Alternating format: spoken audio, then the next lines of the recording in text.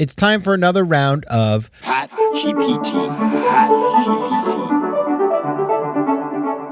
Pat GPT is brought to you by FOMO Sapiens, the podcast for entrepreneurial thinkers. It's the show where I, Patrick J. McGinnis, share some of my own entrepreneurial thinking in the form of inspiration, practical ideas, and knowledge that you can use at work and in your daily life. And today's topic is how to join a board. So you may have seen, if you follow me on Instagram or on LinkedIn, I just announced that I joined my first U.S. public board of directors for a company on the NASDAQ called IBEX, BPO company. Check it out. It's a very interesting company. And I was really pleased to do that. It's something that I've long wanted to do. And it's something that a lot of people want to do. And it's not straightforward, but it's something that if you work at it, it can become a possibility. It certainly, for many people, requires a process. And so I do want to talk about that today because not just for a public board, but any board, whether it's a nonprofit board, whether it's a private company board, serving on boards is something that can be an extremely rewarding experience. It can be intellectually challenging, great to meet new people, great new experience, apply your knowledge. It can be financially meaningful. So there's a lot of different reasons to serve on a board. It also has its challenges. It is oftentimes a lot of work. It can be, depending on what you're doing, like if you're on the audit committee, that can require some enhanced time. There can be risks. Like if the company gets sued, you can be sued. You should have insurance for that, but still it can happen. So there are these trade-offs, but I would argue that the benefits vastly outweigh the negatives. Now, I have been on different types of boards in my career, just to give you some perspective of where I'm coming from. In fact, before I even went off and did my MBA, I worked in venture capital. So I was on my first board really early in my career. I think I was like 2 years out of college. I felt like, whoa. And then I was put on a board of a company in Latin America that was failing, and they just wanted it to be on the board somebody who wasn't from the country that business was in. So I was sort of like, I was just put there so that I couldn't, sort of face personal liability. And then that company failed. But it was still, still on the resume, I guess you could say. And then after business school, back into private equity. So we invested in companies and I sat on a number of boards. And then over time, joined a couple of nonprofit boards. And now, I've got the public board. So I guess I've had a decent amount of experience on boards. And I'm a believer in the fact that, like anything else in life, it's a process that you will be doing over the course of your career, maybe even beyond when you retire, you may sit on boards. But it's one of these things you kind of build into. And it may seem like something that's, not in the realm of possibility for you right now. But I'm telling you, you can prep and position yourself so when the day comes, you could be in a much better position. So we're going to talk about that. I'll give you my 5 tips right after the break. FOMO. All right, we're talking about how to get on a board today. Private, nonprofit, public. They're all a little different, but I'm going to try to give you some general themes that you can apply depending on where you want to spend your time. First of all, it's all about the fit.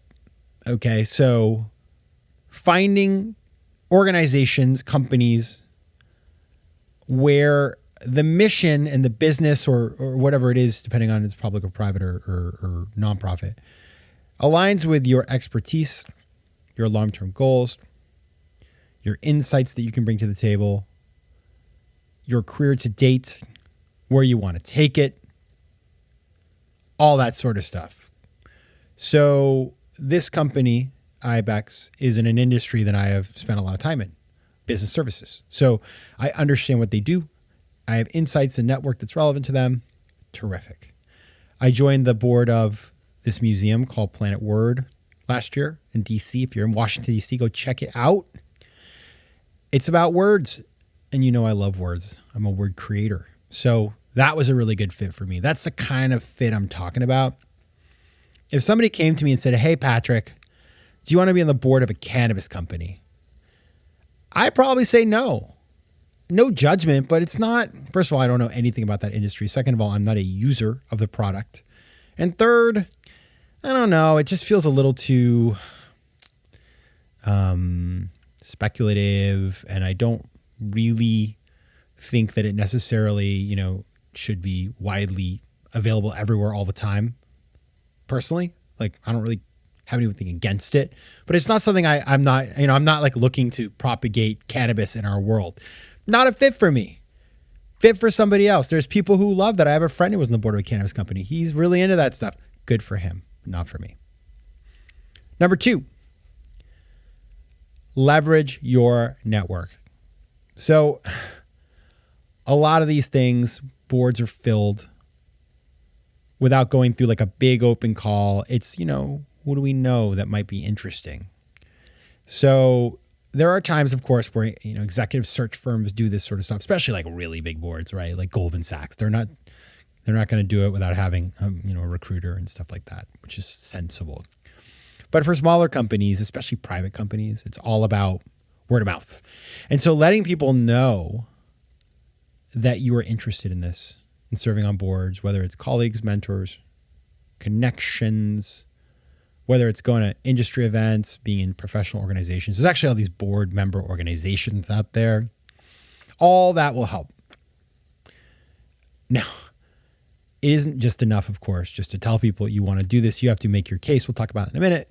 But at least letting people know that it's something you're keen on doing, and especially talking to people who are doing that, that's really, really helpful. Because they might say, oh, really? You want to be on a board? We have an opening coming up. Why don't we talk about it?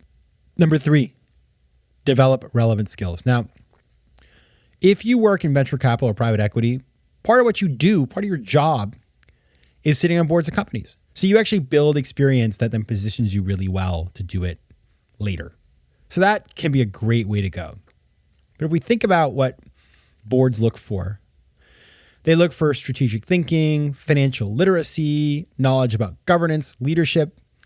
They oftentimes look for divergent thinkers, somebody who's totally different.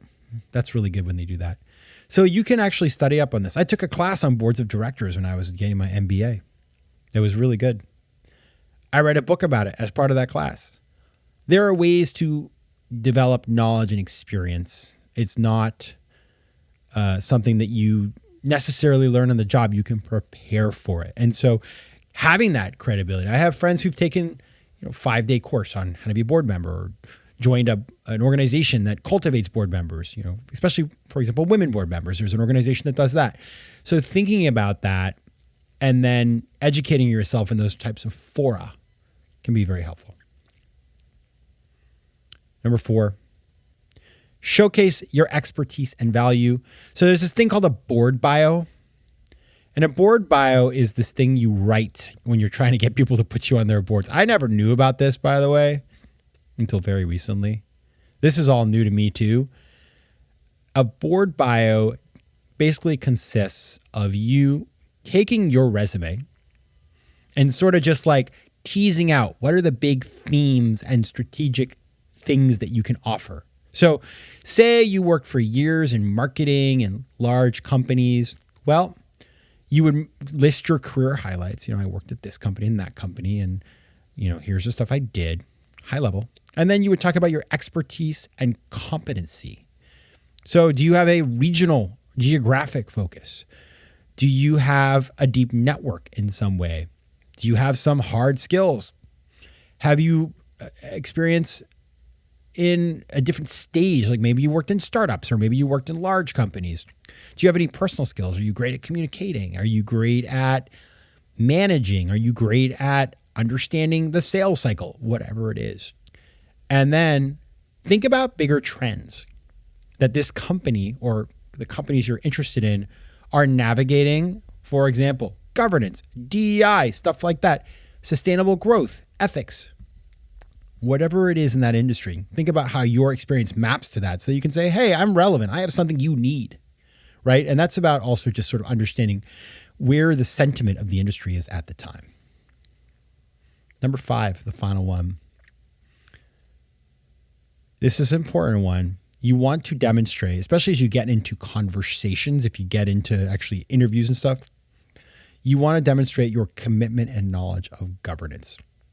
So governance, what does that mean? It's like how a board operates, what its role is to oversee the operations of a company, right? You're not running the company. You're overseeing it and providing what's called governance, that oversight function.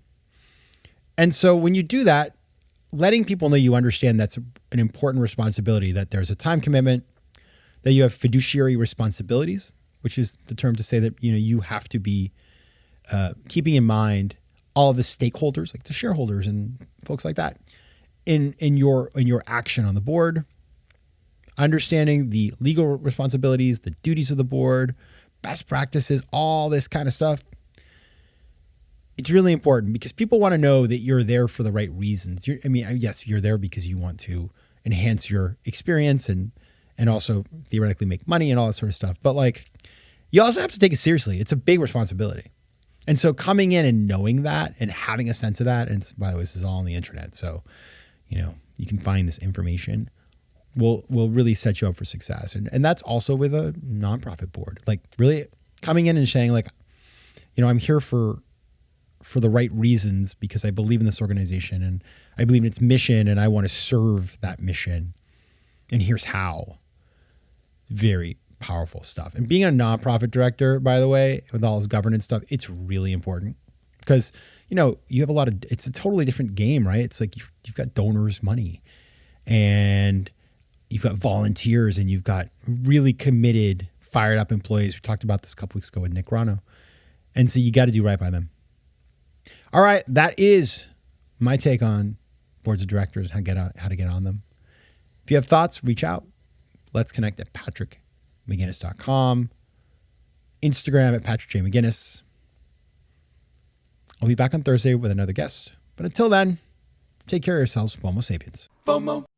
FOMO Sapiens is recorded in New York City. Theme music is by Mike McGinnis and editing and post-production is by Josh Elstro. If you like today's show, please be sure to rate it and recommend it to your friends. And as always, you can find me at FOMOSapiens.com and at PatrickMcGinnis.com. To advertise on FOMO Sapiens, reach out to contact@FOMOSapiens.com.